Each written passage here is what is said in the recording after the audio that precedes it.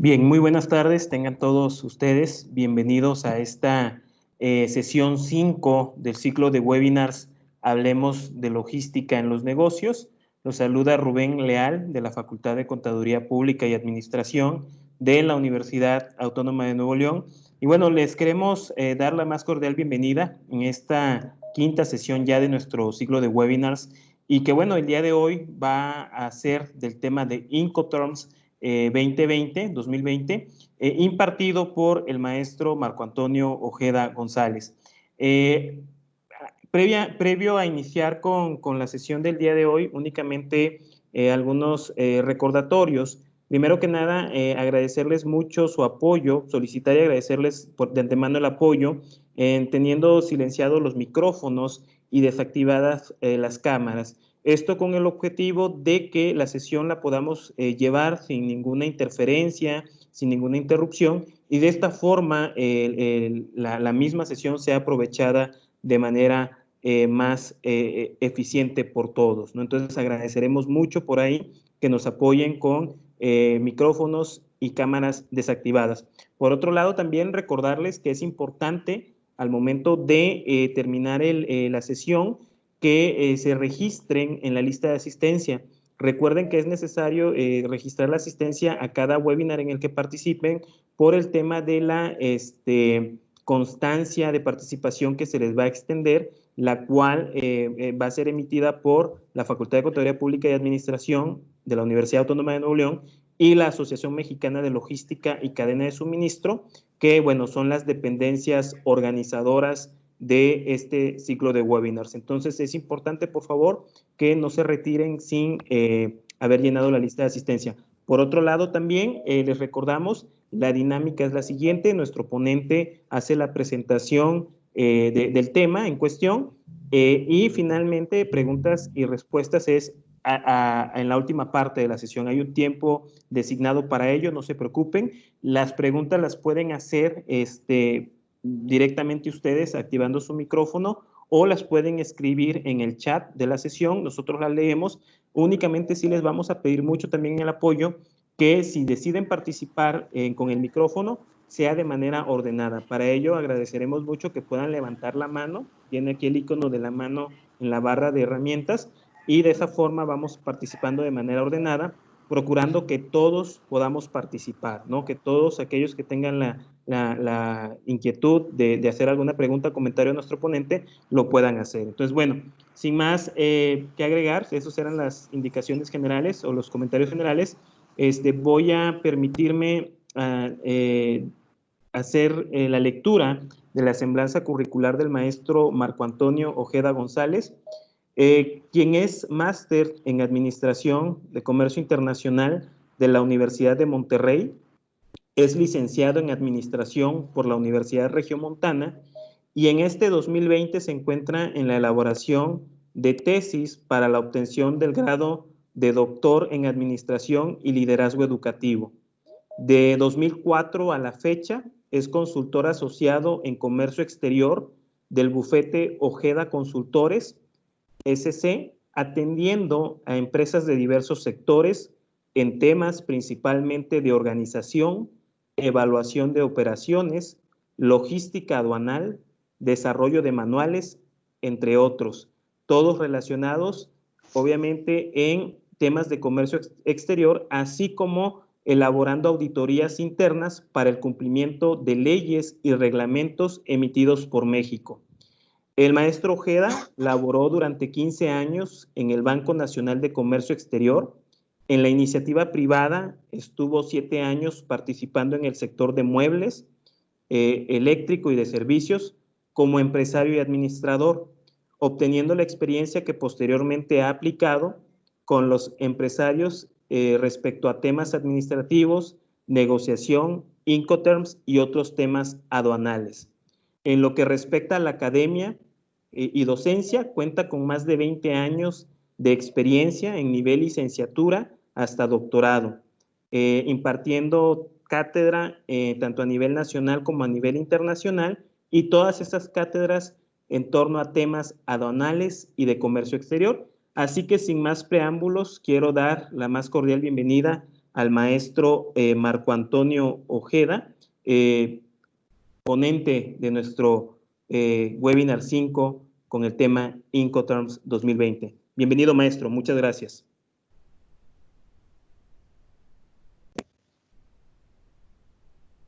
Creo que está silenciado. Maestro, su micrófono está silenciado. Perdón.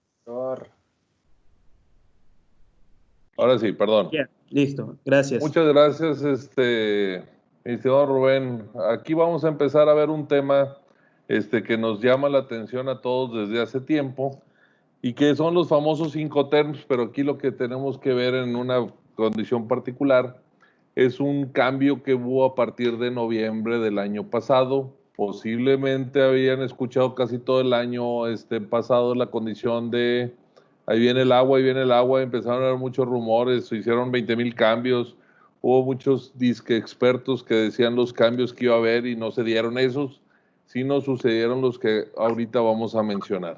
Lo importante aquí en este sentido es conocer muy bien cuál es la forma de operar de los términos de comercio internacional, con el fin de poder determinar cuáles son las mejores alternativas de negociación y sobre todo ver las condiciones para cumplir con todos los aspectos, tanto contractuales de aduanas, principalmente por la cuestión del pago de impuestos. Independientemente del tratado que se tenga, independientemente de la condición que manejemos nosotros con los países, los términos de comercio internacional son aplicados a nivel mundial por la Cámara de Comercio Internacional. Entonces estamos hablando de que los conceptos establecidos en estas reglas, independientemente de las negociaciones o condiciones particulares que tengan entre países, las condiciones no cambian. ¿Qué es lo que nos sucede en algunos casos? Pues desafortunadamente estas reglas han sido muy manipulables o muy a lo mejor mal manejadas y lo que nos ha resultado algo posiblemente positivo, pues es en el sentido que mientras que no nos pase algún defecto, pues no nos vamos a dar cuenta si estaba bien o estaba mal hecho la operación o estaba mal establecido el término de comercio internacional. Lo importante aquí es establecerlo y establecerlo bien, independientemente de dónde lo establezca, porque lo que realmente estamos manejando con los términos es que, como bien lo menciono yo en esta lámina, las normas de la interpretación. Maestro, perdón que lo interrumpa, no vemos su presentación, no sé si nos puede apoyar compartiéndola. Eso es lo que me comentábamos hace ratito, sí, podíamos cambiar, ahí está. Ahí está, ya está cambiando. Ya la vemos, gracias. Perfecto. Bueno, ahora sí que yo ya no la veo, ahora aquí. Una de las cosas que tenemos en este sentido es precisamente ver las condiciones en las cuales yo puedo negociar. Lo que normalmente yo lo manejo es cuál es la forma de interpretar los términos de comercio. Porque la condición a veces de la interpretación es como me establecieron, o no sé si tuvieron la oportunidad de leer el TMEC antes de que publicaran las reglas. Y el TMEC, haz de cuenta que está muy generalizado, algo que aquí lo que trata de hacer los términos de comercio, entre generalizado y no, trata de ser algo más concreto. ¿Qué es lo que trata de ser? Está elaborado por la Cámara de Comercio Internacional, no está elaborado ni por Estados Unidos, ni por la Unión Europea, ni por alguien en la particular. ¿Qué es lo que tiene la Cámara Internacional? Tiene diferentes medios, como quien dice, de asociación o oficinas a nivel mundial, en donde todos participan y donde todos tienen retroalimentación de los mismos empresarios sobre las condiciones que se están estableciendo para las negociaciones. Cuándo opera, cuándo funciona, cuándo no funciona, cómo funciona un tipo de Incoterm y por eso los cambios. Si se han dado cuenta los cambios, a pesar de que esto nació desde 1936, porque en 1802 empezó el primer Incoterm y ese es el más conocido y el que todo el mundo conoce en 1812, que es el FOB. El FOB lo empezaron los británicos Y ahí empezaron a hacer toda su operación. Después, lógicamente, el que tomó un poquito la batuta fue casi 100 años después, en 1919, fue Estados Unidos, en donde estableció los Revised American Foreign Trade Definitions. Entonces, esos RAFTA lo que tenían es que se empalmaban entre ellos, porque una sola figura utilizaba diferentes alternativas. La figura que más se repetía eran dos, el Ex-Works y el FOB, o el FOB, como le dicen ellos, igual. ¿Por qué razones? Porque ellos establecían el Ex-Work dependiendo en dónde dejaban la mercancía. Entonces le decían Ex-Works, Ex-Plantation, Ex-Mine, no me importa, depende de dónde estuvo. Si era fábrica, mina, agricultura, ganadería, ahí le ponían el ex, ¿no? Y el otro que manejaban el FOB, que por eso se sigue manejando tan mal con los americanos y los americanos lo siguen manejando tan erróneamente, es porque ellos manejaban 6 variables de FOB. ¿Por qué razones manejaban 6 variables? Porque era encima de cualquier medio de transporte. Como bien se hace la traducción, es libre a bordo, es como si dijéramos ¿de qué? Pues ellos decían libre a bordo del camión, libre a bordo de un tren, libre a bordo de un avión, libre a bordo de un barco, libre a bordo de una empresa, libre a bordo de la aduana, libre, o sea, dependiendo de dónde me dejaran la mercancía, era libre a bordo. Y por eso es la famosa confusión que ahorita muchos americanos siguen utilizando de poner FOB Laredo. No existe FOB Laredo, no puede ser FOB Laredo. ¿Por qué no existe de acuerdo a los términos de comercio internacional que están establecidos en este sentido en los Incoterms? Porque los Incoterms están diciendo que directamente este aspecto, cuando lo de un aspecto general, es que me establece nada más obligaciones y condiciones de entrega y aceptación, pero una de las condiciones que me pone el Incoterm es que el FOB exclusivamente va a ser utilizado cuando la entrega sea fluvial. Y fluvial estamos hablando que puede ser marítima, puede ser de lagunas, puede ser ríos, o sea, cualquier cosa que tenga una condición de una embarcación.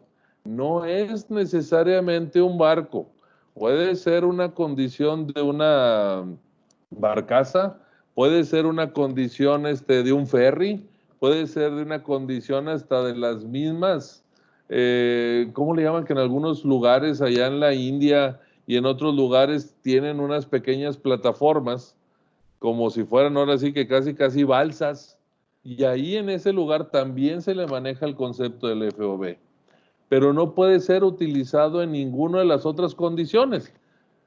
Independientemente de que el FOB, perdón, tenemos diferentes alternativas de pensar que pueden ser entregadas. La última entrega es la que me marca la condición de la operación.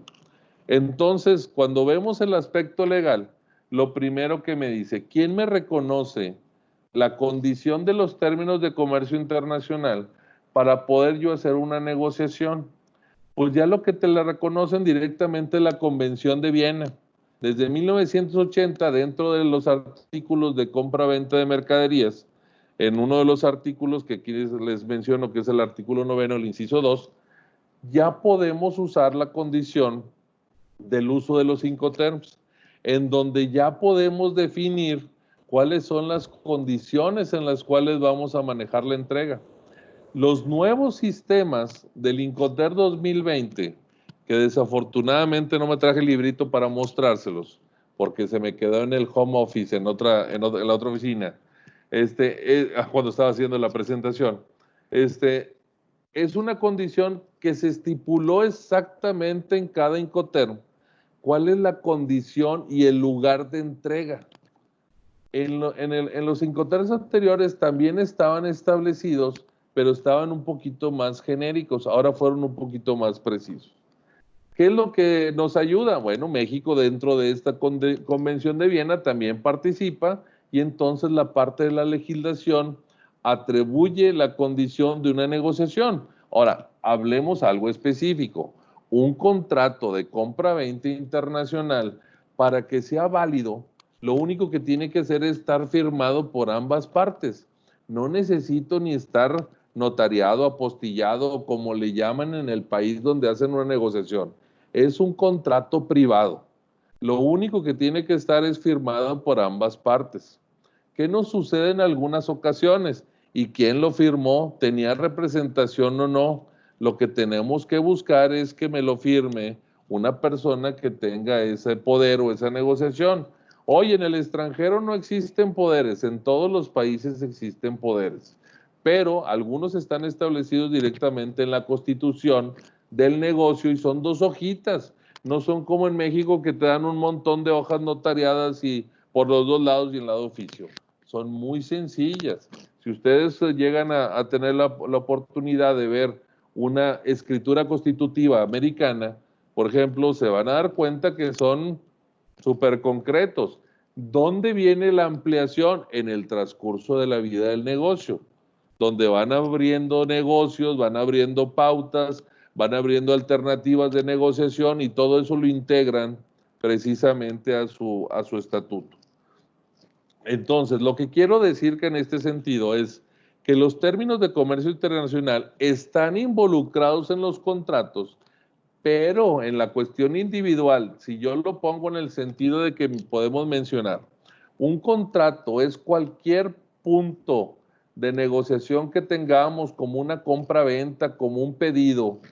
Puedo decir que un contrato puede ser un pedido. El problema es que si no lo establezco el Incoterm como una condición de parte de ese contrato, no lo voy a establecer bien. En algunas ocasiones, muchas veces ponemos dentro de las órdenes de compra las siglas, y las siglas en sí solas no me van a dar muchas veces la condición de entrega. Tengo que establecer en el resto del pedido del contrato dónde voy a hacer la entrega con el fin de que esa parte del Incoterm se pueda cruzar. Ahorita les hago mención de por qué este tipo de relación o este tipo de comentario. Por eso el comentario que les pongo en el segundo párrafo. Los Incoterm por sí solos no constituyen una condición legal.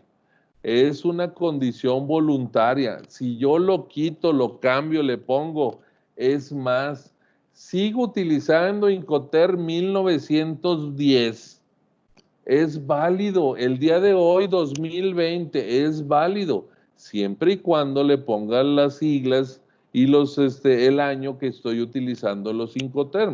Si yo quiero utilizar todavía los del 2000, que son los que acaban de pasar, pues yo le pongo Incoterm 2000,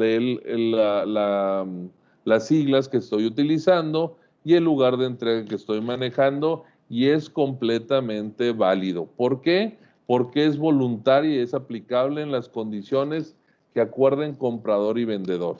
O sea, no se tienen que cambiar a rajatabla porque ya pasamos el 1 de enero del 2020. Si tu negociación está establecido el año pasado, no hiciste ninguna deuda, no hiciste ningún cambio, no ha cambiado. La condición de sigo trabajando los del 2000 porque mi contrato que firmé fue el del año de 2000. Lo quiero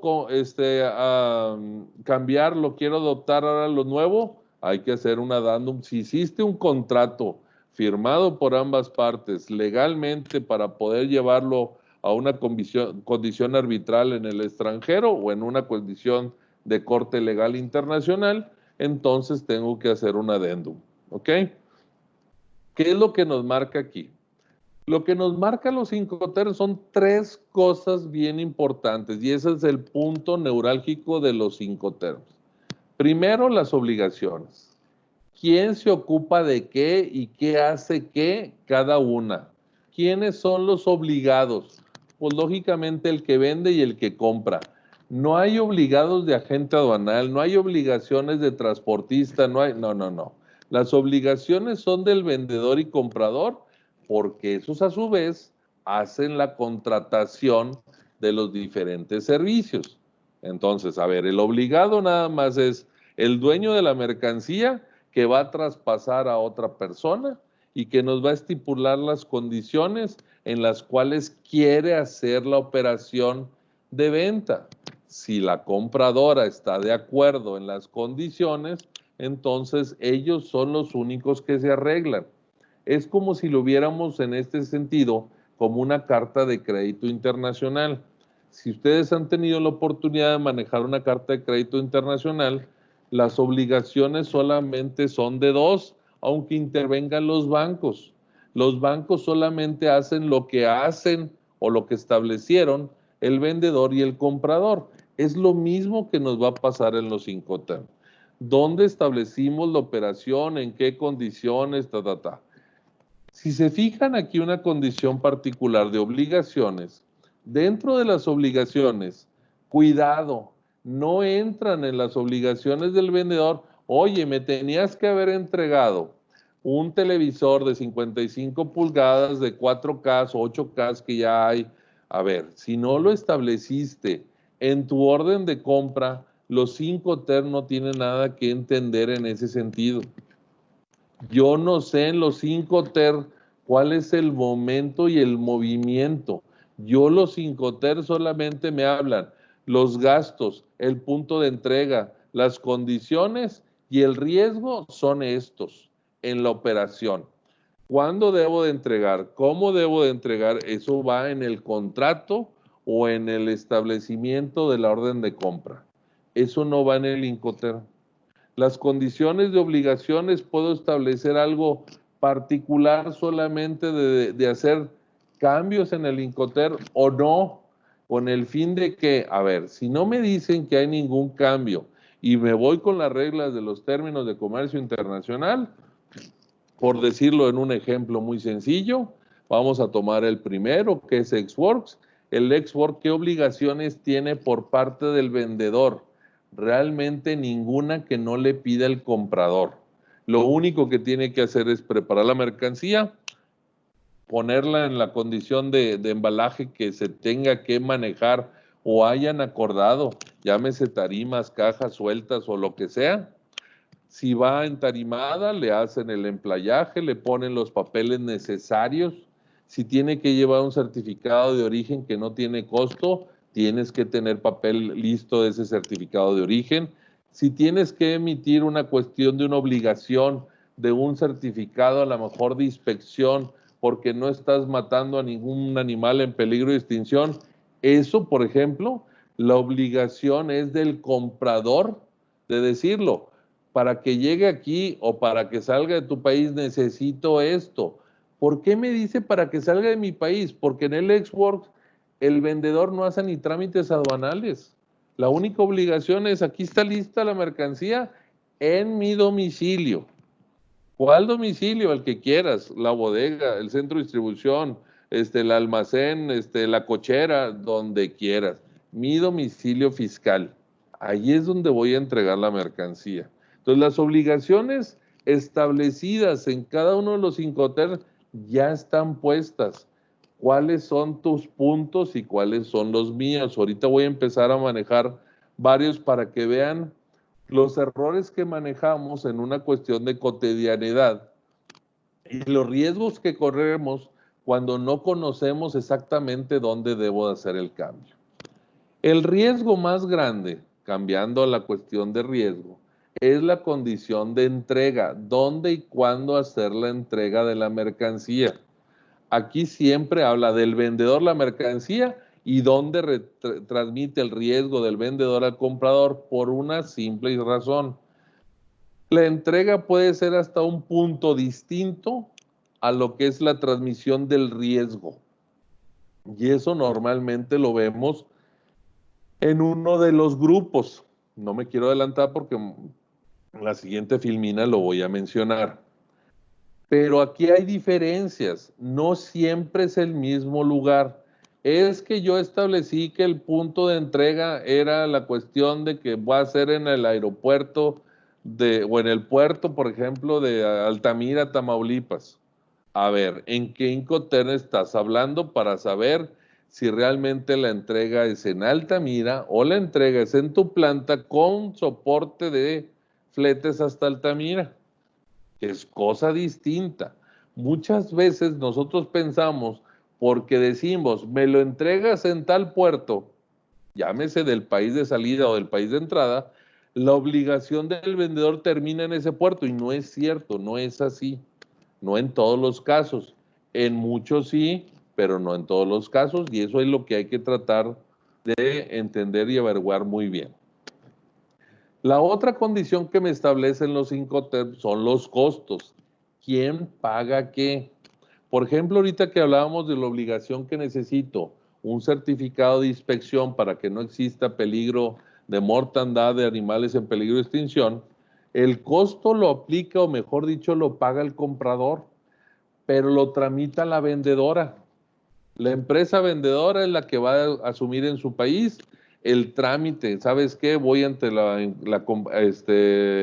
institución de CITES para que me entregue y me emita un certificado donde yo tengo a lo mejor una granja donde estoy manejando las avestruces y no estoy matando ningún avestruz.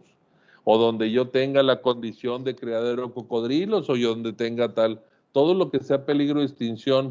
Si yo no lo estoy manejando en una forma particular o directa, pues es peligro de extinción y no lo puedes vender.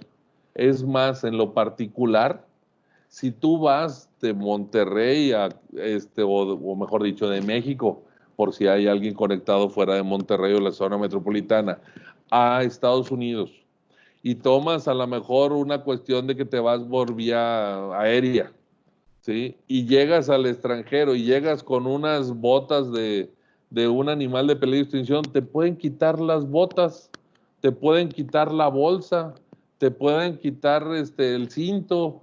¿Por qué? Porque ese es sobre un animal en peligro de extinción, que si no traes el papelito de venta donde te lo vendió una compañía que realmente no tenía peligro, te las van a quitar. Y eso nos puede pasar mucho a la gente del norte, que compramos mucha de piel exótica, ¿no? De que nos gusta la bota, que nos gusta la cuestión de los cintos, pitoneados, no pitoneados o lo que sea, y entonces eso nos puede traer hasta un problema en ese sentido. Entonces, volviendo a la cuestión de los costos. Los costos están establecidos en cada uno de los términos de comercio. Tanto así que en algunos casos los costos son compartidos, y en el 90% de las ocasiones no están compartidos, o no los comparte el vendedor con el comprador, o no se los avisa. Simple y sencillamente lo da por hecho. Gracias a Dios, mientras que no pase nada o la ley de Murphy no nos intervenga ninguna actividad distinta, pues no tenemos ningún problema. Ahora bien, para los que conocieron el esquema de los Incoterm 2000 a los del 2010, perdón, 2020, una de las cosas que ahora cambiaron es el aspecto de el lugar que yo puedo poner la condición de las siglas. Antes normalmente teníamos muy confeccionado el hecho de decir, no sé, Xworks Monterrey. A ver, Xworks Monterrey, ¿dónde? Monterrey es enorme. Ahora, ¿qué nos dicen? Me tienes que poner una condición de exactitud cuando las expresiones en los términos de comercio no puedan ser una cuestión de un punto de salida aduanal, o sea, una puerta aduanal. Por ejemplo, si yo le pongo Laredo, pues no tengo ningún problema. Quiere decir que es en la salida, que es en el puente. Si yo le pongo Tampico, Progreso, ¿cómo se llama? Lázaro Cárdenas, Michoacán, pues es lógicamente no en cualquier negocio, sino es en el muelle, es directamente al lado del barco. Si yo le pongo un FAS, un FOB, pues lógicamente ya algo particular, ¿no? Entonces ahí sí es válido. Por ejemplo, que le pongo aquí en la cuestión de la pantalla, pongo CIF Shanghái Incoterm 2020. Perfecto. ¿Cuántos puertos hay en Shanghái? Pues uno. ¿Por qué CIF? Y estamos hablando que es un puerto marítimo solamente por el concepto de ser CIF. Quiere decir que no voy a llegar a Shanghái en avión, porque dije que era CIF. Entonces ahí no tengo ningún problema, es un punto de acceso, es su puerta de entrada por Shanghái. Ahí no tengo que poner nada. Pero si le pongo a lo mejor DAP, pues le tengo que poner, no le puedo poner DAP Monterrey, México, le tengo que poner DAP, Zaragoza X, bueno, yo aquí le puse mi domicilio de oficina, Zaragoza, su número 1000, despacho fulano de tal, Incoter 2020. ¿Tengo que ponerle todo? Sí, tienes que ponerle todo. Cuando la ubicación no sea en lo particular un punto de entrada, llámese aeropuerto, puerto o vía terrestre a través de los puertos locales, o mejor dicho, terrestres que tenemos con Estados Unidos o con Guatemala y Belice. ¿Ok? ¿Alguna pregunta hasta ahí? ¿Todo bien o le seguimos y ahorita dejamos las preguntas hasta el final? Apenas llevamos unos minutitos.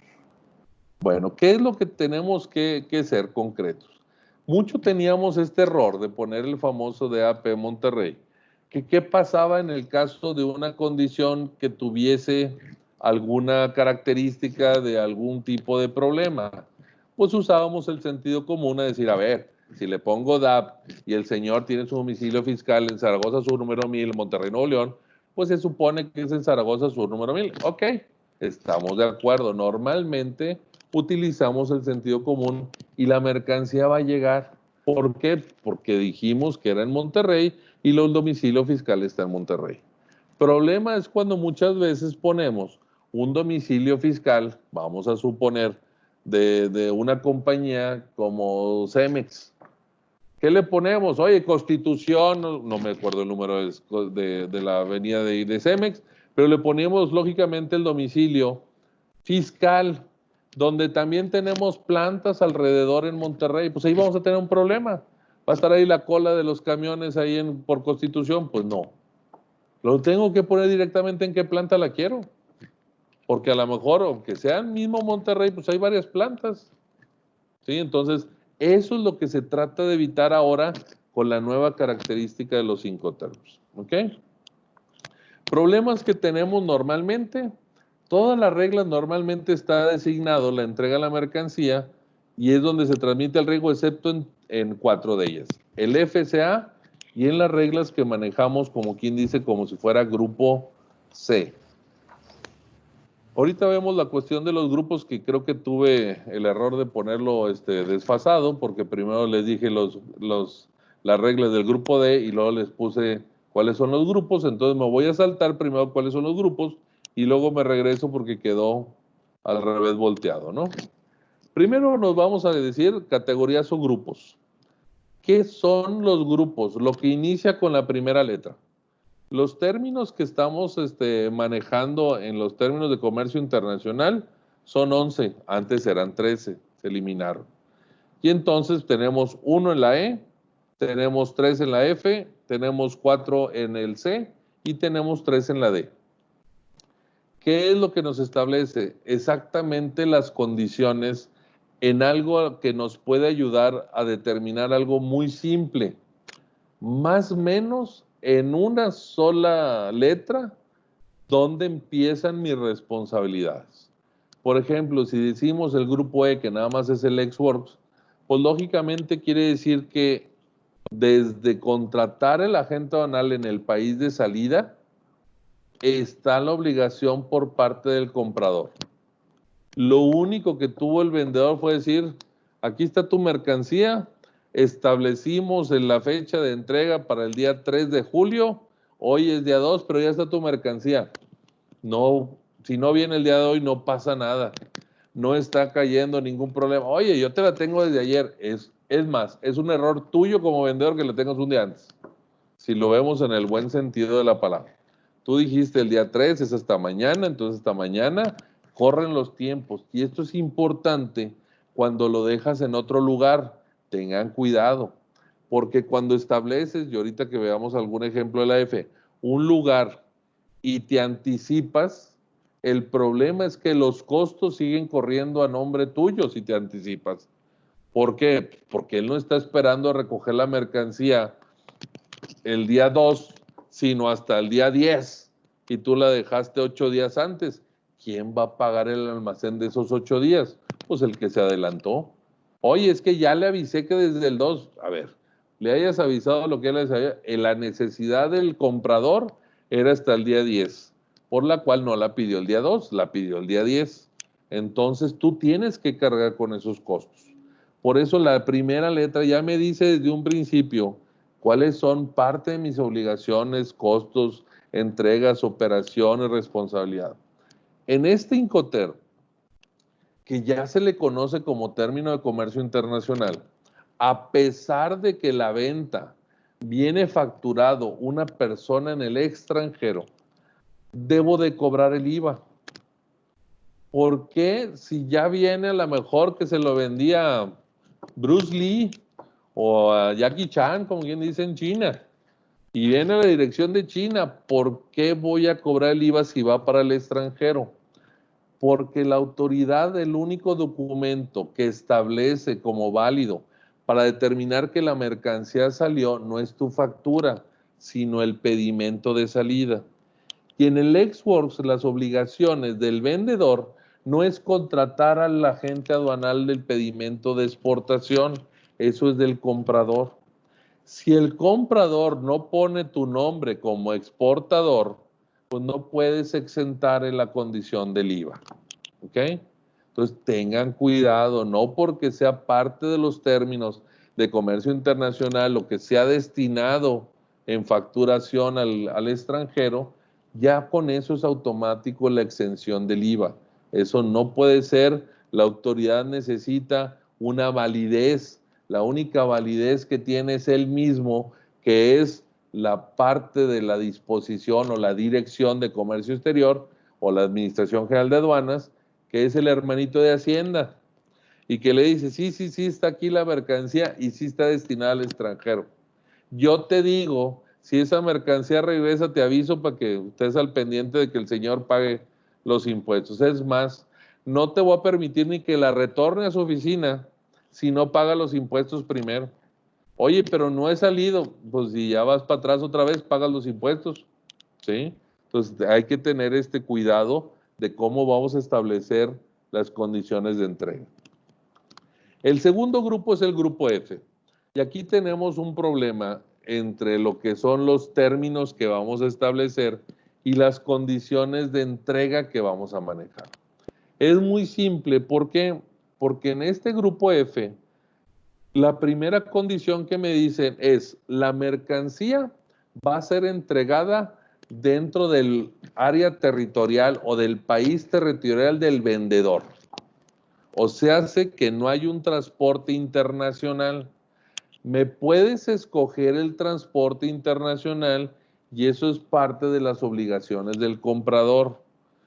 Si yo te compro con FAS, FOB o FCA en tal lugar y este es el medio de transporte que vas a utilizar, pero la entrega es en el país de salida, llámese no origen, procedencia, porque el mercancía puede ser china y la vendo en México, puede ser americana y la vendo en México, puede ser europea y la vendo en México. Entonces, ¿quién te la vendió? México. Entonces la entrega tiene que ser en cualquier punto, pero todavía de México cuando utilizo el grupo F. Aquí en el grupo F, sí ya incluye el término, o mejor dicho, el trámite de lo que es el agente aduanal de exportación en cualquiera de las tres características, FCA, FAS o FOB.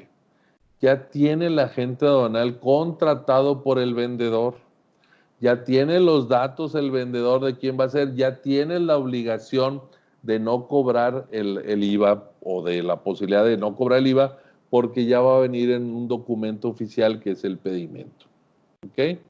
Ahora, la gran diferencia de este sentido es que el FCA ahora para el 2020, y eso no lo puse desglosado, lo puedo manejar en dos conceptos y ahí es donde establece ahora el problema en el caso muy particular del FCA, en donde, ¿qué es lo que me está diciendo el FCA? Me dice, ok, la entrega puede ser en tu planta o puede ser en la mía. En la mía, en el lugar de entrega que yo estoy estableciendo, ¿no?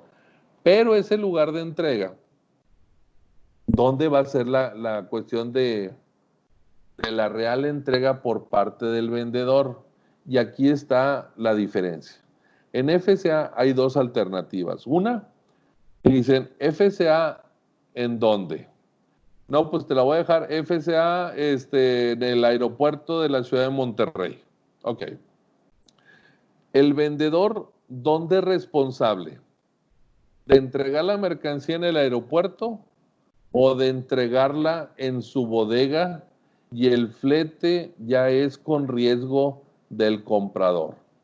Aquí hay dos alternativas. Una, el vendedor utiliza su medio de transporte para llevarla al aeropuerto o subcontrata medio de transporte a una tercera persona para llevar la mercancía al aeropuerto. Y chéquense el detalle del problema que aquí nos estamos metiendo. Si tengo el medio de transporte, es propio del vendedor, son sus propios camiones, camionetas o lo que quieras, que lleve la mercancía hasta el aeropuerto, la obligación del vendedor termina hasta que llega al aeropuerto, la toma el agente aduanal, hace la papelería, ya está disponible, ya nada más para que el comprador contrate el servicio de carga o pague los servicios de maniobras para subir la carga a su avión o al avión que él contrató para llevarse la mercancía.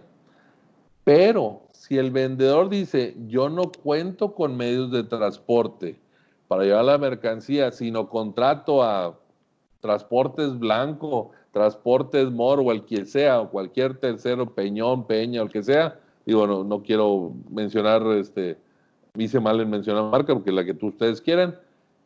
Si yo contrato, entonces la responsabilidad del agente aduanal en riesgo termina en la misma bodega del vendedor. El comprador se hace responsable desde que el primer transportista externo toma la mercancía. O sea, el trayecto de la planta a la entrega o la salida, llámese por avión, por tren, por vía terrestre, hasta a lo mejor hasta Laredo, aunque no sea necesariamente la misma ciudad. Oye, cambió de ciudad, me fui hasta Laredo, como sea. Ese riesgo es dependiendo qué tipo de medio de transporte utilizó el vendedor en el FCA. Eso es 2020, en el 2010 no estaba eso. FCA, riesgo desde que salía la mercancía desde la empresa. El traslado era riesgo del comprador. Muchos no lo tomaban así porque dice, chirrión, si yo se lo estoy pidiendo en el aeropuerto, en Laredo o en otro lugar. Miren, muchas veces la confusión está, por ejemplo, en FCA. Decía, yo la quiero en el puerto de Altamira. ¿Cómo que en el puerto también? Entonces no es un FCA, es un FAS. A ver, si llega al puerto de Altamira, es un FCA. Si es FAS, es que llega hasta la orilla donde voy a cargar yo el barco, la mercancía. ¿Cuál es la diferencia? Que en el FCA, si hay manejo, maniobra, estancia, no sé qué, ya corre por cuenta del comprador en ese lugar de puerto de salida. Pero si es FAS, corre por cuenta del vendedor. Hasta que no tomen la mercancía, la enganchen y la levanten, ahí terminó el riesgo del vendedor. Si es que le puse FAS. ¿Sí? Entonces, F. En el grupo F, las condiciones son que la mercancía, hasta donde haya establecido yo la condición dentro del país. Grupo C. En el grupo C tenemos, perdóname, aquí nada más hacer la referencia, FCA multimodal. Cualquier medio de transporte que yo vaya a entregar, depende de dónde lo deje. Normalmente lo voy a dejar a lo mejor en Laredo, en vía camión, en el punto de salida, no sé, en la cuestión ferrocarrilera, en una cuestión de mi mismo bodega, por eso pongo el último camioncito ahí en el mero abajo. Oye, depende de dónde, ahí es donde lo voy a entregar. Es multimodal. El FAS y el FOB a fuerza son puertos de embarque fluvial. ¿Ok? Después vamos al C. El C tiene dos opciones.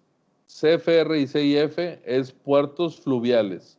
CPT y CIP exactamente las mismas condiciones, pero el resto de los puertos, aéreos, terrestres o ferroviarios. ¿Ok? Entonces, aquí es donde está el gran problema en el grupo C. ¿Por qué? Porque el vendedor contrata el transporte sin asumir riesgos de pérdida o de daño en la mercancía, ni costos por manejo de carga y descarga. ¿Sí? ¿Qué es lo que está haciendo los costos adicionales después de carga y descarga? Si hay costos después de carga y descarga en dos opciones, ahorita se las digo. Entonces, el vendedor contrata el transporte sin asumir el riesgo de pérdida de daño. Eso es ya, no importa el medio de transporte. ¿Qué quiere decir con esto? De que decir, oye, te la voy a dejar, te voy a hacer la entrega, no sé, CIP. CIP significa la I, significa que trae un seguro, que ojo con el seguro, no es un seguro total, es un seguro limitado. Es un seguro y te la voy a dejar en el aeropuerto de Barajas en Madrid. ¿Por qué medio se va a ir? Ah, se va a ir por el aeropuerto de la Ciudad de México. Ok. Del aeropuerto de la Ciudad de México, todo el envío hasta que llega a Madrid, el riesgo es del comprador. El riesgo del vendedor terminó cuando puso las cosas arriba del avión en la Ciudad de México. Ahí terminó el vendedor la obligación. Dijo, ¿sabes qué? Ya acabé, ya está arriba. Oye, espérate, pues si no le ha llegado la mercancía al aeropuerto de Barajas en Madrid, no es problema mío. El riesgo de la pérdida de las mercancías en el transporte de salida internacional no es mi problema. ¿Sí? La C es entrega la mercancía ya en un punto internacional. No tiene que ser en el país del comprador, en el país que acuerden. Si el señor está en Madrid, o mejor dicho, aquí como lo estoy mandando a Madrid, si el señor está en Francia y lo quiere en Madrid, ahí se entrega en Madrid. Donde yo lo quiera o donde yo lo establezca entre comprador y vendedor, no me importa dónde esté el comprador, ahí se deja, pero ya está fuera del lugar de origen o fuera del lugar de procedencia del vendedor. Cuando tenemos el grupo C, ya estamos afuera. Esto nos ayuda muchas veces a quitar la diferencia entre que dicen, oye, es C, pero me lo dejaron en Houston. A ver, ¿y qué es? SFR, CIF, CPT, lo que sea, viene del extranjero. Si fuera americano, me lo darían FCA, FAS o FOB. ¿Va? ¿Ok? Entonces, quiere decir que si ya trae una C, viene el extranjero, aunque me lo entreguen en Houston, que me puede decir, es que me lo está vendiendo un americano.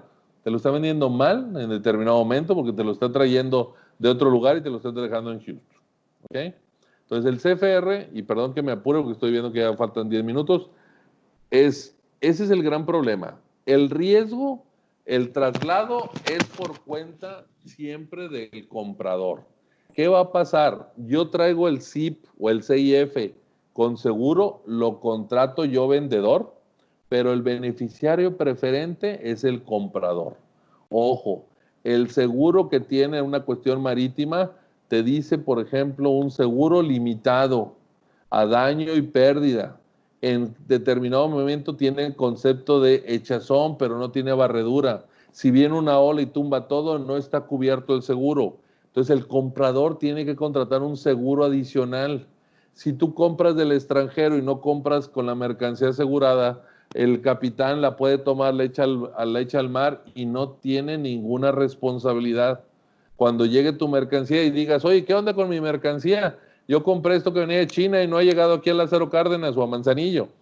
Me dice, no, el capitán tuvo la necesidad de aventarla al mar.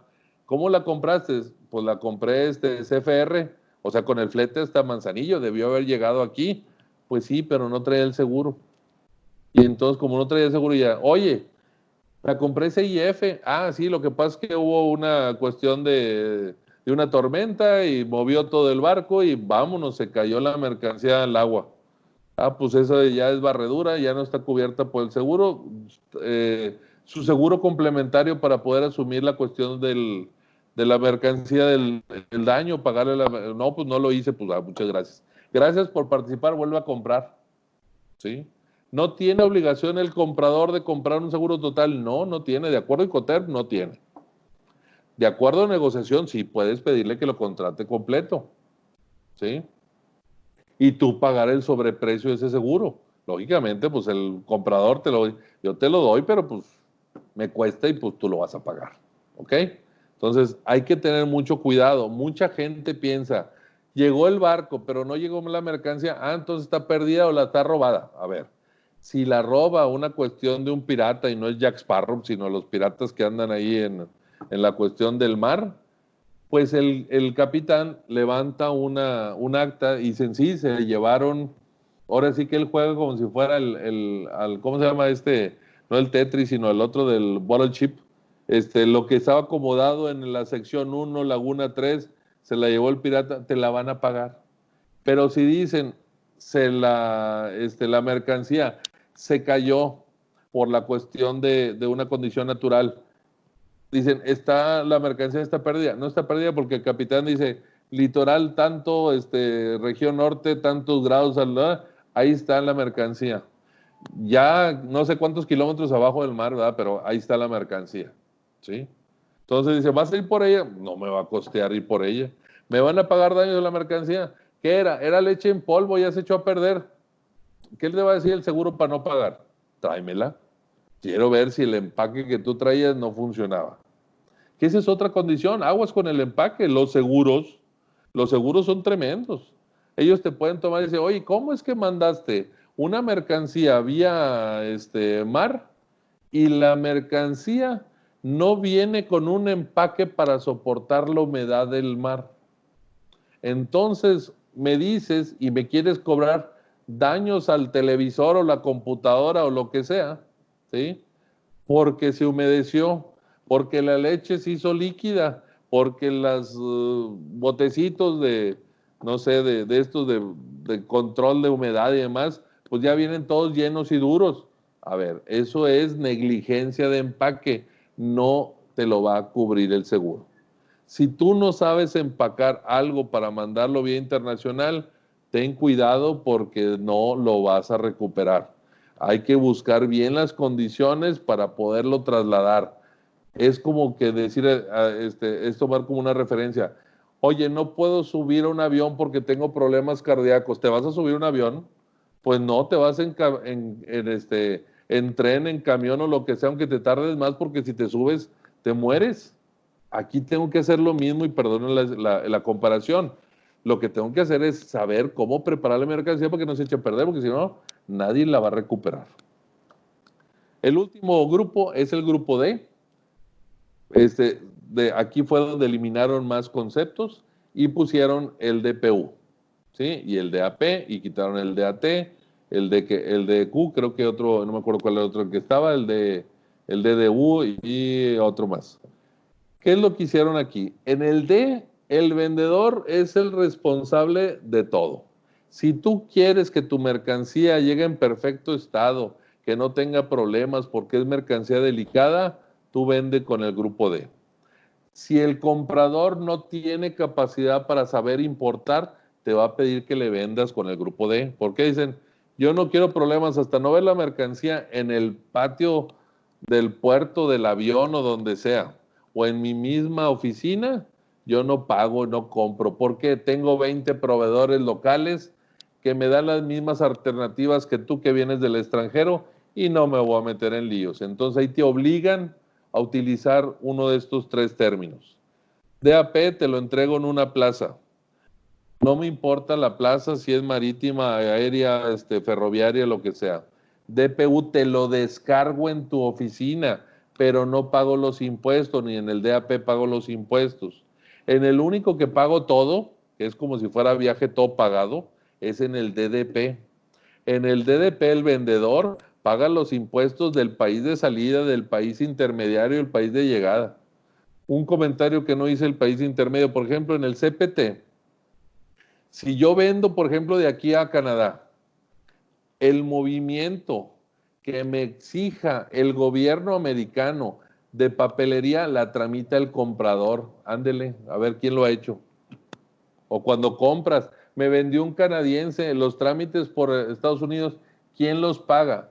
El transporte y las maniobras las paga el vendedor. Los trámites legales los paga el comprador.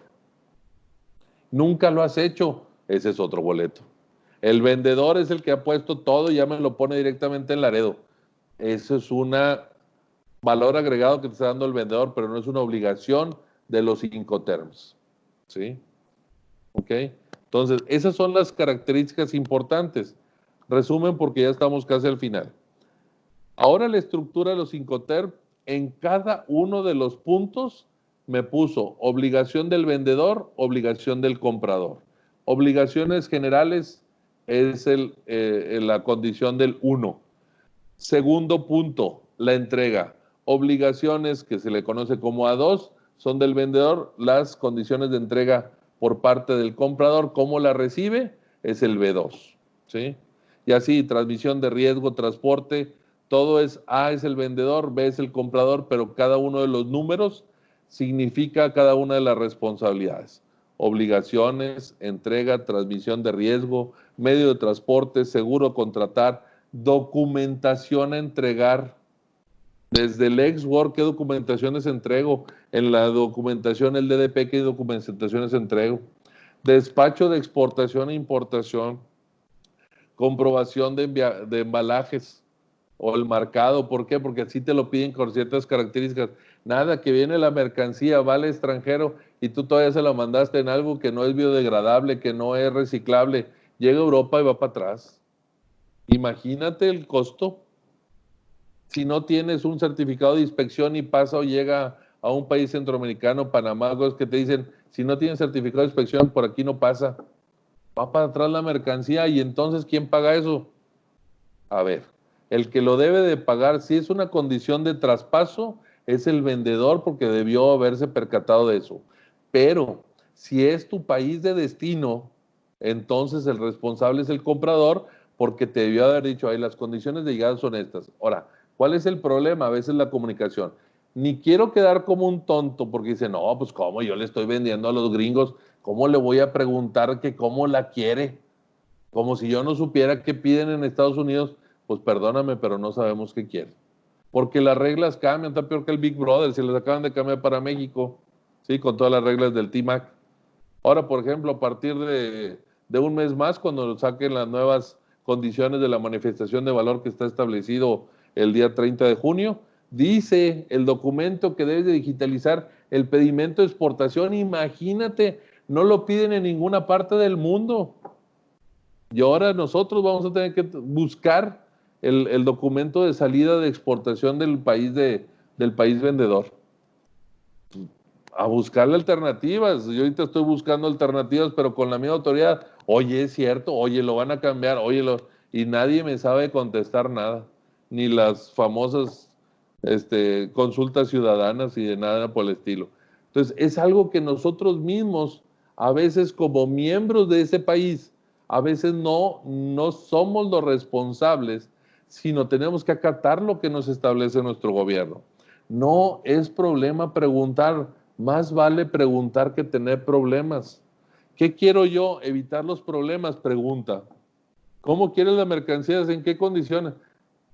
Miren, les voy a poner un ejemplo muy, muy simple, independientemente por el fin. Si yo mando una mercancía, como lo sabe manejar uno de mis montacarguistas que conozco, o sea, de las empresas que me contratan en la planta, uno de los montacarguistas que manejan en esa planta, el hombre en serio que apila 2 veces porque dice que lo puede manejar, apila 2 tarimas en un solo manejo del montacargas, lo cual es completamente inapropiado. Imagínense que yo me pase del 1.80 en una cuestión de una pilada. Pues lógicamente me lo va a rechazar Europa, me lo va a rechazar Canadá. No se puede pasar del 1.40 a 1.60 la apilación. Por más que aguante las cajitas hacia arriba, no lo puedo traer porque no tengo visibilidad y bla, bla, bla, y el riesgo, Pues sabes que no me lo van a tomar, no lo voy a poder bajar del contenedor. Entonces te van a echar de una vez para atrás toda la operación. Pues pregunta, ¿cómo lo quieres? ¿Cuál es el medio de embalaje que quieres? ¿Lo quieres a granel? ¿Lo quieres en empaque individual? ¿Cómo quieres las camisas? ¿Cómo quieres la operación?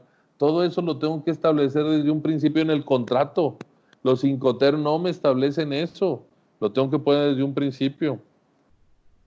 Para terminar, estos son los usados en cualquier medio de transporte multimodal. Puede venir incluido, ¿sí?, este que es el marítimo, siempre y cuando no sea el último medio de transporte, porque a lo mejor yo puedo vender DDP, en las cuales yo entregué a lo mejor Monterrey, Tampico, Cádiz, España, y luego contraté Cádiz vía terrestre para entregarlo en Barcelona. Bueno, ya me fui al otro extremo. Para entregarlo en Barcelona, pues la última medio de entrega es un transporte terrestre. Oye, utilicé un barco, sí, pero no es el punto de entrega. Dijiste DPU, DDP, DAP en el lugar en Barcelona. Por supuesto que puede incluir barco. Si no, ¿cómo lo vas a llevar de aquí hasta España? En avión. Ok, si costea por tiempo y costo el avión, te vas por avión. Pero no por manejar DPU a fuerzas tengas que utilizar avión.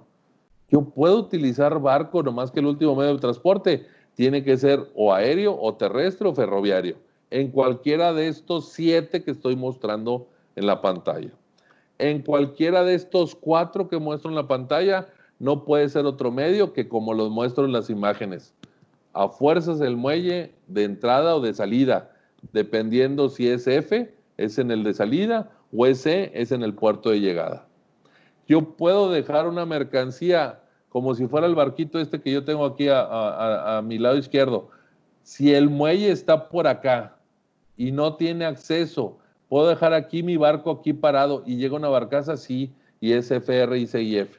También, si no tiene acceso, también lo puedo manejar así. Tampico tiene muchos problemas para accesar y lo manejo. Entonces, esa es una de las cosas que puedo manejar. Y la última, antes de ver otros detalles, aunque ya no me regresé en el otro lado. Término rápido, así a ojo de buen cubero para matar. Una cuestión, primero voy a ver costos y luego con amarillo voy a poner riesgos, dónde termina para poderlo hacer un poquito, todo el rollo ejemplificado. El export es en planta, no me importa si es de una manera u otra, en costos.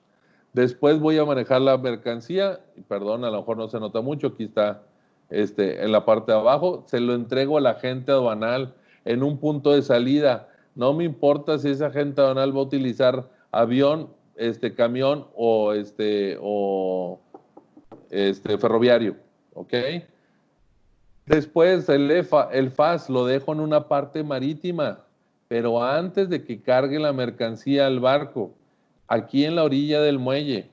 Si lo pongo arriba del barco es FOE, por eso le llaman Free on Board, a bordo del barco. Esto no es como antes, que dice, cuando pase la barandilla, no. Cuando esté arriba del barco y recibido por el capitán. Ahí cuando lo recibe el capitán termina la obligación FOB. Después cuando cambio, este es E y F, cambia a C. El costo es de CFR que incluye vía marítima, es hasta el puerto de llegada o el puerto del país de entrega, igual incluyendo un seguro, el del CIF. Si utilizo otros medios de transporte, entonces acá está abajo, CPT, avión, camión o ferroviario. Aquí llega, si incluye el seguro, se llama CIP. Ojo, este es el costo, no es el riesgo. En el DAP, sin pagar la aduana, yo puedo entregar a lo mejor hasta el domicilio del cliente, porque dice place. El DAP significa Delivered at Place.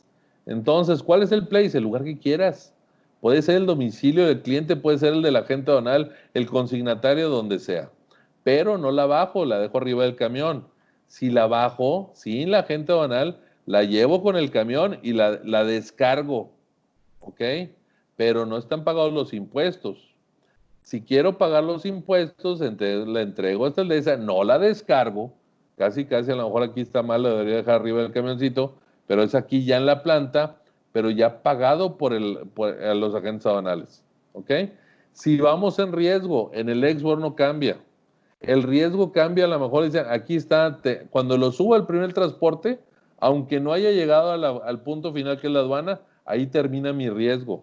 Si voy con el FAS, es el mismo punto. El riesgo de entrega y el FAS es en el mismo lugar. Pero en el FOB, termina también igual. Donde va a empezar a cambiar es en el C, porque en el D tampoco no cambia. En el D, digo en el C, por ejemplo, si lo mando por vía, es en el F o B, ahí termina mi riesgo cuando mando C, F, R, C y F. El costo, como ya vieron, es hasta acá, pero el riesgo termina aquí. Aquí le dice el vendedor que te vaya bien, aquí está el ticket de la salida y que Diosito te bendiga. No hay normalmente, oye, es que hay muchos puertos llegados, normalmente ya están incluidas las maniobras del puerto porque la mercancía no se mueve arriba del barco, ¿sí? Entonces, por eso no hay más riesgos ni costos. Y nos vamos hasta esta parte. Si nos vamos al CIP y el CPT, también ese depende del medio. Cuando lo subí el avión, al camión, ahí terminó el riesgo. El traslado ya es con riesgo del comprador. Y por último, la que no va a cambiar el riesgo es el D. No me importa qué tipo de D estoy manejando, ahí cambia el riesgo. ¿Ok? Bueno, termino con esto y nomás digo, los 5T no prohíben alteraciones. 2020, ¿yo puedo hacer algún tipo de adecuación? Ojo, que sea muy clara, ¿sí? Si le pongo una condición, tengo que decir por qué. Y si es posible, lo pongo en el contrato. Se debe hablar el por qué se cambia, y pongo el ejemplo de la modificación. Si se repartió el costo, se modifica en el contrato, aparte del mismo, se debe aclarar si la intención es cambiar el lugar de entrega y sobre todo la transmisión del riesgo al comprador. Esas son las modificaciones que hay que cambiar y ser muy claras. Yo puedo hacer los cambios que yo quiera en el 2020 siempre y cuando lo establezca en el contrato. Si no lo establezco en un contrato, no lo puedo cambiar. ¿Ok? Perdón, supuestamente eran 45 minutos de plática y luego preguntas, pero pues aquí estoy a su disposición para preguntas y respuestas, porque esto está muy extenso para hacerlo en un ratitito, tan ratitito.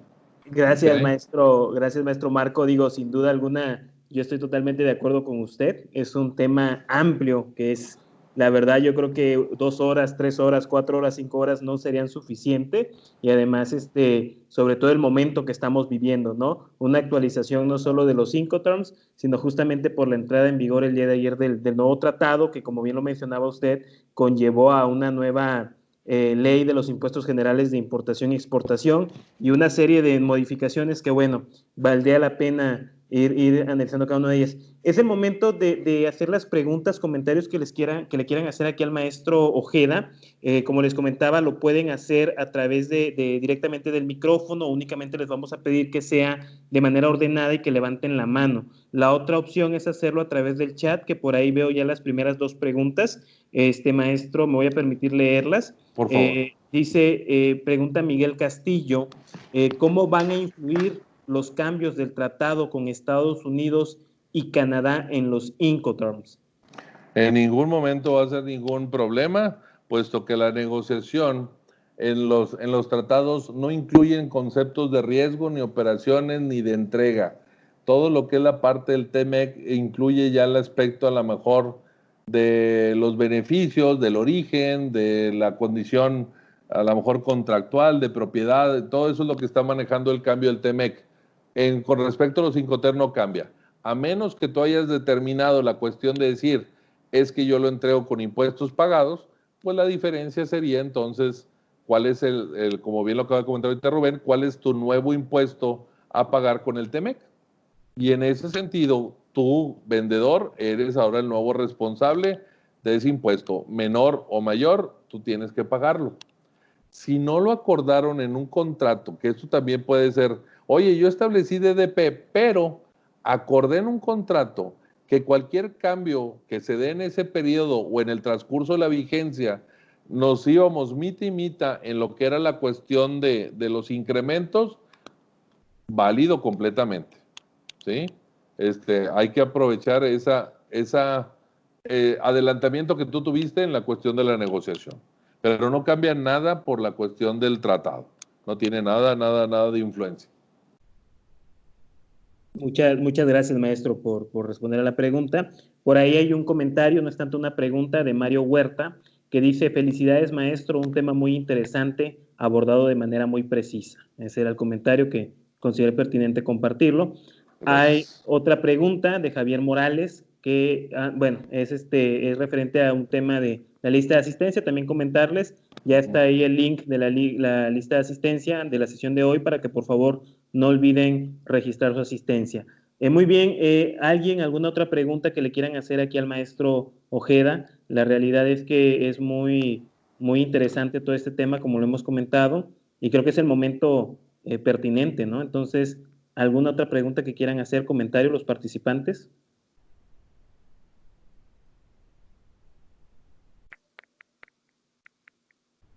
¿Preguntas, comentarios? Disculpa, Bueno, maestro. Yo sí, tengo una pregunta. adelante, Disculpe por no levantar la mano, no me aparece la opción. adelante.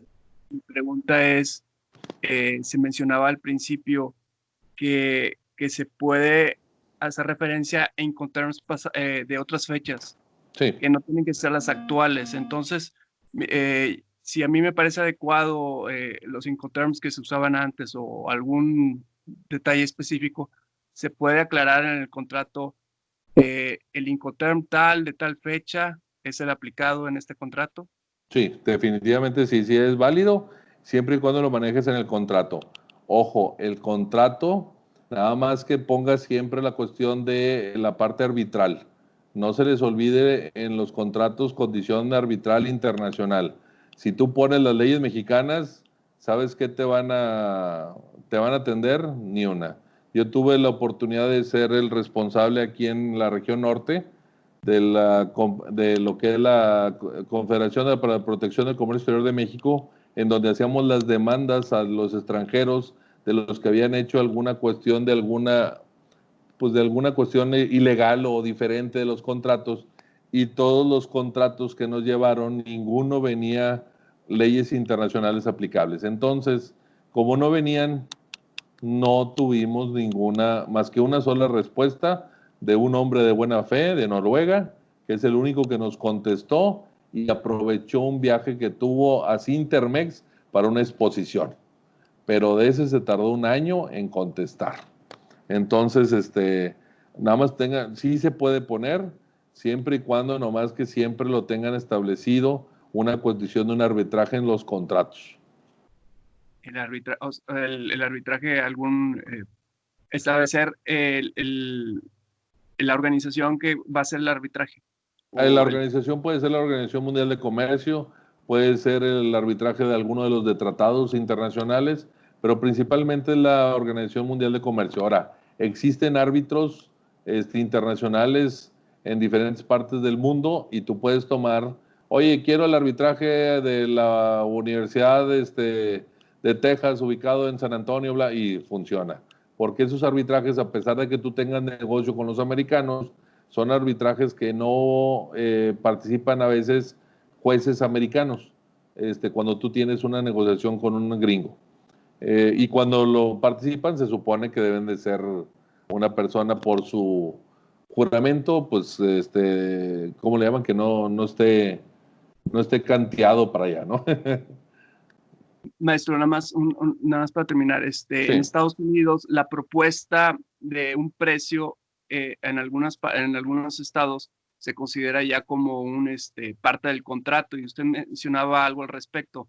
Entonces, pero que aquí a veces se confunde que lo importante es el Incoterm, no tanto los acuerdos personales o no sé si Es, pueda abundar un poquito en eso. Sí, ahí ahondamos un poquito. Tengan cuidado ahí por la interpretación. Si ellos dentro de sus reglas de compra-venta, por ejemplo, sobre todo el americano, ahorita que lo mencionas, que trata de utilizar mucho sus condiciones actuales. Si tu contrato viene una cuestión de unas leyes internacionales, me importa muy poco lo que digan sus reglas internas. Si no están establecidos una condición internacional, tengan mucho cuidado porque las reglas que ellos establecieron en su contrato, como lo hayan establecido, y si establecieron decir, la entrega nosotros la hacemos de acuerdo a las disposiciones particulares que tiene la empresa por la cuestión de la entrega, aguas, pidan la condición, a ver, ¿y cuáles son esas disposiciones? Porque si yo no las conozco, ¿cómo las voy a entender y cómo las voy a establecer? Ahora bien, cuando yo pongo en un contrato y pongo los Incoterm, Los Incoterm deben de estar por encima de las reglas locales, siempre y cuando acepten las reglas de los Incoterm en un contrato para términos de arbitraje internacional o legislación internacional. Están por encima de todas sus condiciones internas. Lógicamente, porque esas las desconoces si es que no te las establecieron o las plasmaron en el mismo contrato. Si hicieron copy-paste y te las pusieron en el contrato, tú ya las aceptaste y no hay vuelta de hoja. Pero si no las aceptas y no están explícitas, las hacemos un lado automáticamente al momento de entrar a este proceso. Muy bien. Muchas gracias, maestro. De nada, para servirte.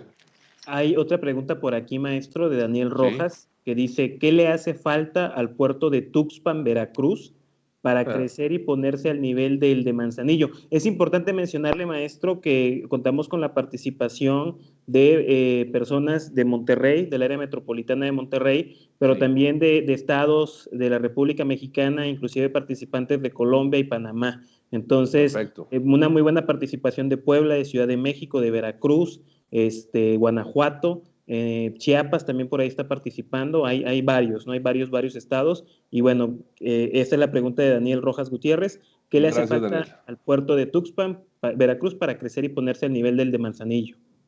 Le hace falta promoción y contratos con las navieras para que puedan moverse hacia allá.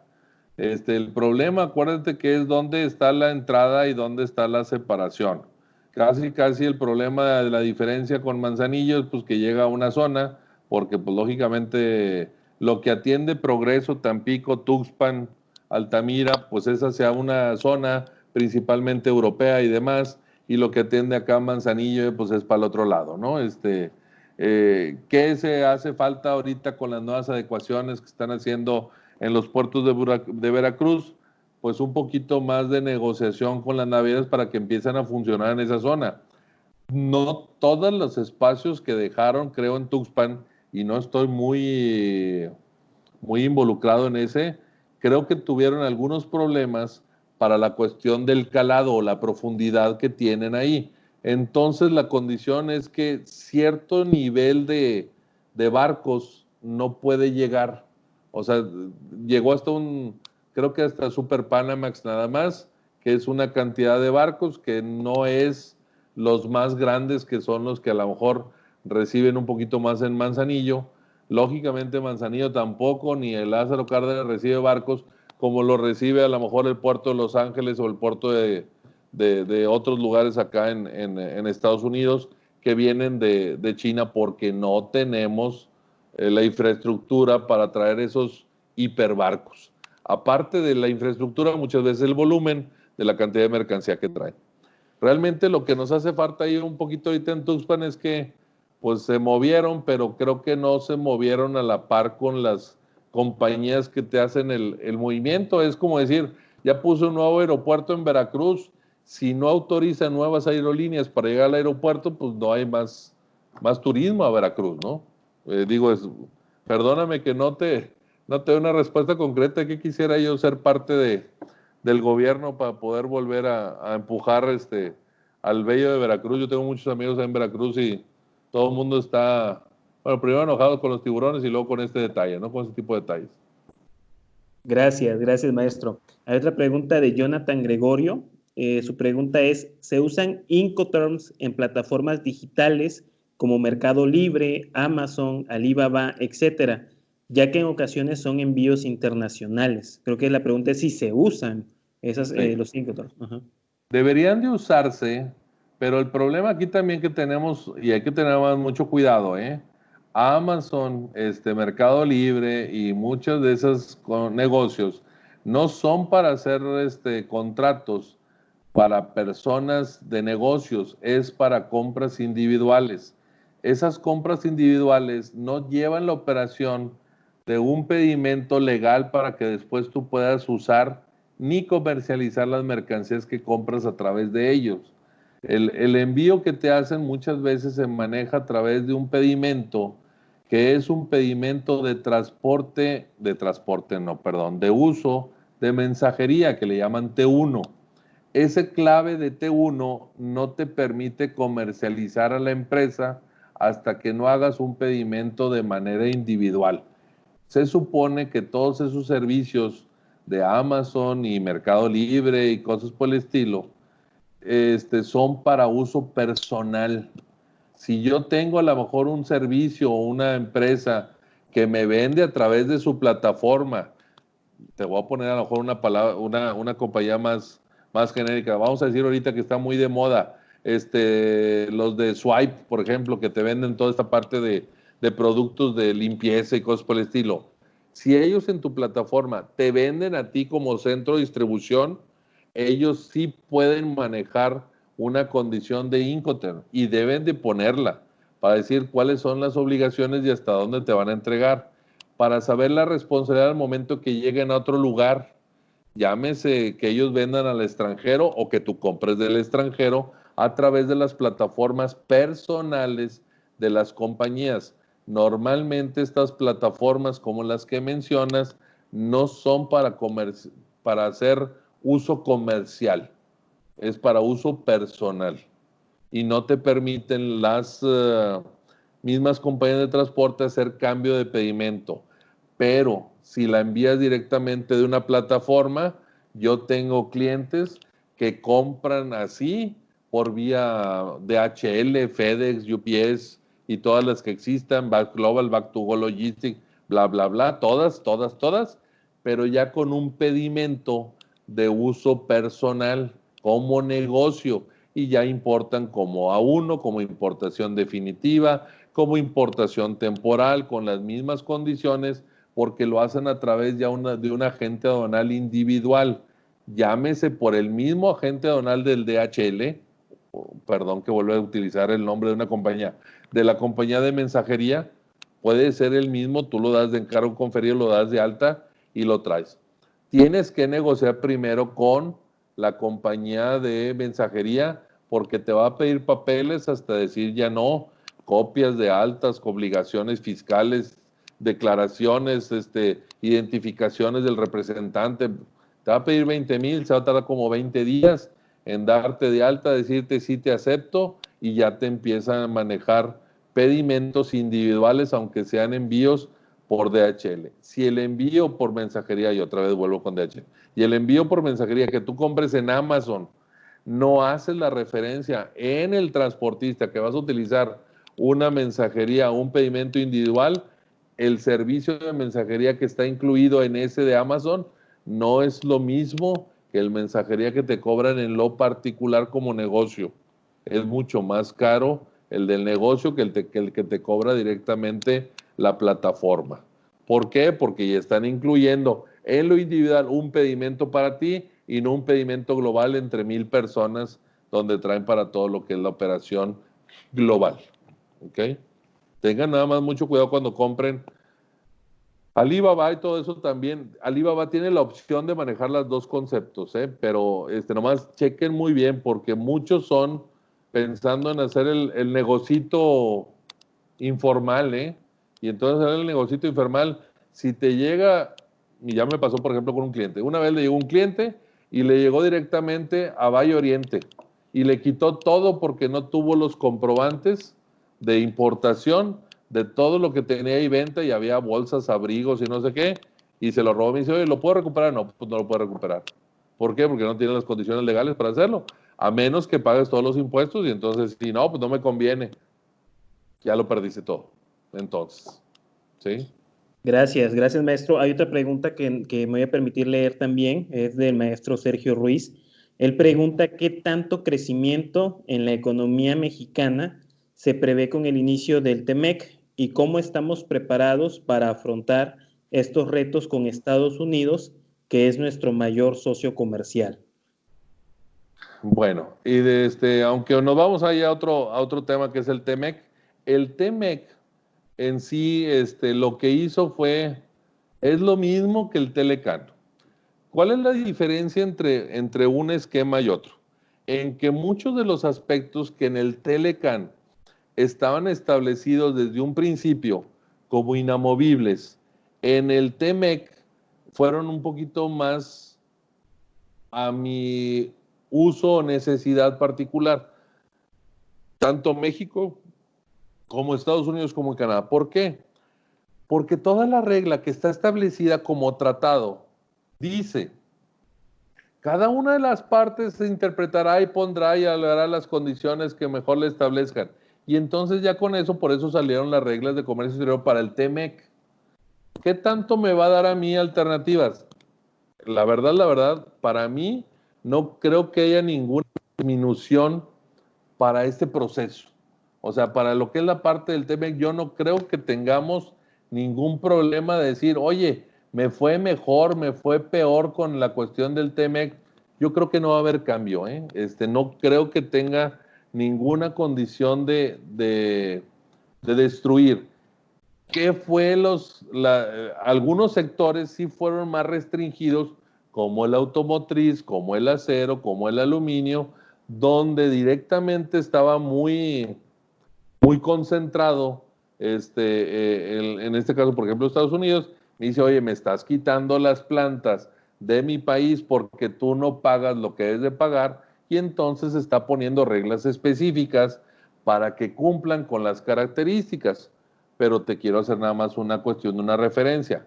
A pesar de que eso se le puso tanto para la industria de Chrysler, Ford, que son las americanas, pues también todas las que sean Kia y demás que le vendan a Estados Unidos van a tener que cumplir con esas características. Entonces le subieron la condición de origen. Antes con el 45% podías pasar un automóvil, ahora tiene que ser entre el 60 y el 70%.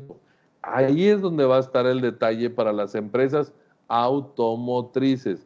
Para el resto, los que no estamos en automotrices, no nos va a causar tantos problemas. ¿Qué va a pasar con los Ford y con los Chrysler y con todas las empresas? Llámese la misma Kia, la cuestión de Mercedes y demás. Oye, yo le sigo vendiendo nomás para Europa, para Brasil. No va a pasar absolutamente nada, ni tienen que hacer nada con respecto al TEMEC, y entonces ellos van a seguir utilizando el 45% de origen o menos con respecto a lo que se tenga con los demás países. ¿Ok?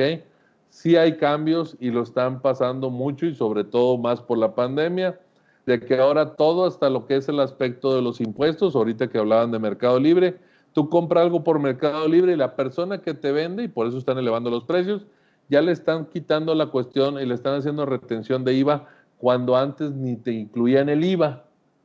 Y entonces, por ejemplo, ahorita, si te vendían algo a 100 pesos y a ellos les costaba 80, pues ahora le están regresando y dice, espérate, menos el ISR, pues nomás te voy a regresar 65. Y entonces dice el vendedor, oye, ahora me salió que ni lo que me costó a mí el producto. Y entonces todos los que se empiezan a dar cuenta van a empezar a subir los costos en los servicios electrónicos, en los servicios de línea, de servicios digitales, en todo ese tipo de cosas van a empezar a subir.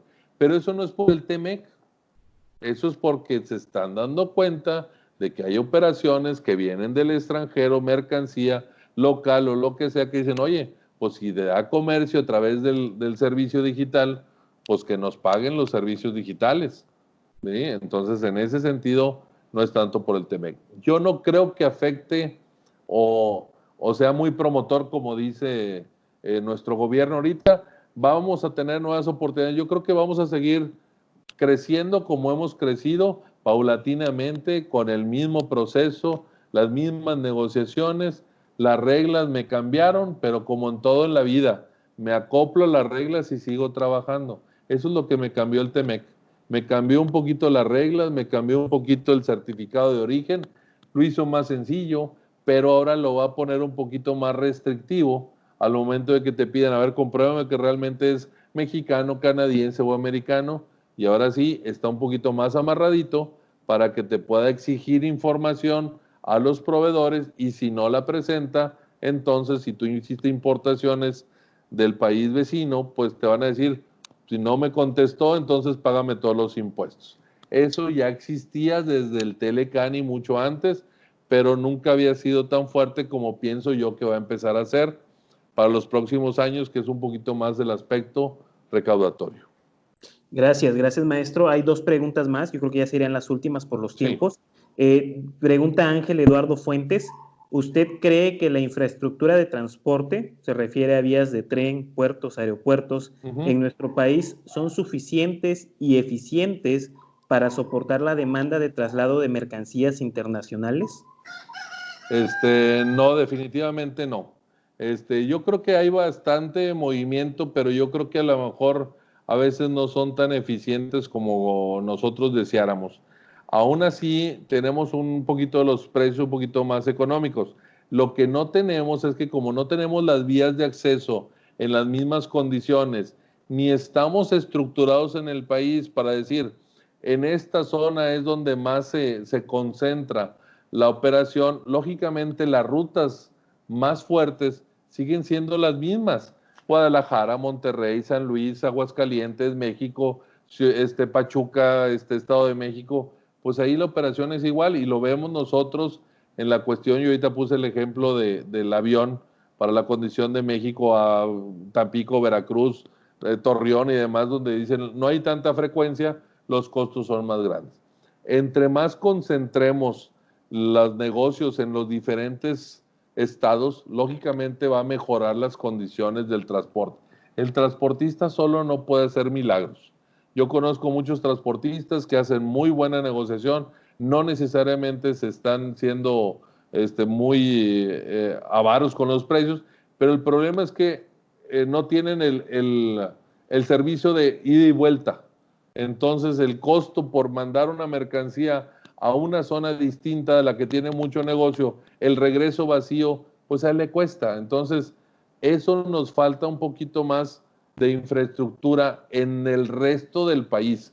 Estamos muy concentrados en algunas plazas y cuando hay algunas plazas que tienen muy buena operación en algunos productos, como llámese Morelia en algunas zonas en la cuestión agrícola, pero es una zona nada más y es de un solo producto, no es de muchos. Entonces lo que tenemos que hacer es ampliar un poquito más de negocio. Lógicamente la condición de infraestructura, a lo mejor hasta el tren, pues nos faltan más vías y más condiciones y no precisamente la vía que está promocionando el gobierno, que va a ser útil, sí va a ser útil, pero posiblemente a lo mejor no sea la que esté más necesitada, desarrollada para los negocios en donde se está buscando hacer negocio, ¿no? A lo mejor por ese sentido. Gracias, que maestro. Somos más baratos que en Estados Unidos, sí, algunas cosas sí. Gracias, maestro. Ya la última pregunta sería de Aarón Ornelas. Dice, buenas tardes, las muestras para tramitar normas oficiales mexicanas, NOMS, sí, ¿deberían importarse como A1? ¿Es lo que pregunta? Pues desafortunadamente sí. Se importan como A1, aunque pueden ser manejadas como muestras. El problema es que aunque sean muestras y sea una A1, porque para que puedan pasar a la cuestión de la certificación, pues te van a hacer pagar porque te dicen es una muestra, pero valor en aduana, pues te dan el valor completo y vas a tener que pagar los impuestos completos. Ahí lo que debería de hacer el gobierno es ser un poquito más flexible y ser una cuestión de que dice, oye, si va para una cuestión de una certificación donde no viene ni para una cuestión de uso personal, pues no me cobres el impuesto de importación, va para una muestra para hacer el cumplimiento de una norma que posteriormente, si yo la saco de ahí porque no le pasó nada, si quieres te pago impuestos, dame una garantía, pero no me cobres el impuesto. Yo ahí le pediría más al gobierno que de casualidad hiciera a lo mejor una 1, pero garantizándolo a través de cuenta aduanera, y no necesariamente pagando el impuesto. Muchas gracias, maestro. Bueno, pues ya nos extendimos un poquito, pero sin duda tiempo bastante bien invertido, más bien. Gracias, maestro. No me resta más que agradecerle a nombre del comité organizador de este ciclo de webinars Hablemos de Logística en los Negocios, por su excelente participación, la excelente presentación del tema de Incoterms 2020.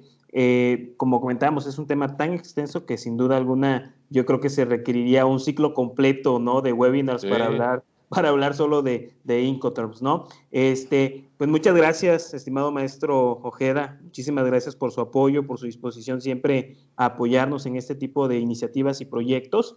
Y bueno, pues a nombre del comité organizador, nuevamente extenderle un gran agradecimiento y pues también comentarle, ¿no? Que vamos a seguir con las próximas sesiones. Ojalá si usted nos pudiera acompañar en las próximas sesiones, pues está también cordialmente invitado, ¿no?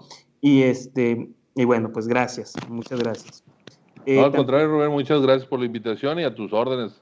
Cada vez que tengamos un tema que puedas pensar que puede ser interesante, adelante. Gracias, muchas gracias, maestro. De verdad se lo agradezco mucho y créame que así será. Y agradecerle mucho también a todos los participantes. Gracias por participar, valga la redundancia, en ya quinta sesión. Ya como si nada vamos poquito más de la mitad, porque son 9. Ya justamente hoy estuvimos como que a la mitad y ya un poquito más. Entonces, reiterarles la invitación para que sigan participando en las próximas sesiones. La próxima sesión, bueno, es un tema un poquito más enfocado al área empresarial, temas de responsabilidad social empresarial, a las 5 de la tarde. Y bueno, también recordarles lo importante que es que registren su asistencia. Aquí estoy compartiendo ahorita en pantalla el código QR y la liga del Forms, de la forma para llenar su asistencia, ¿no? Nuevamente, muchas gracias. Que tengan una excelente tarde, un gran fin de semana adelantado. Y bueno, pues nos vemos el próximo jueves. Que tengan una excelente tarde-noche. Hasta luego. Gracias. Hasta luego.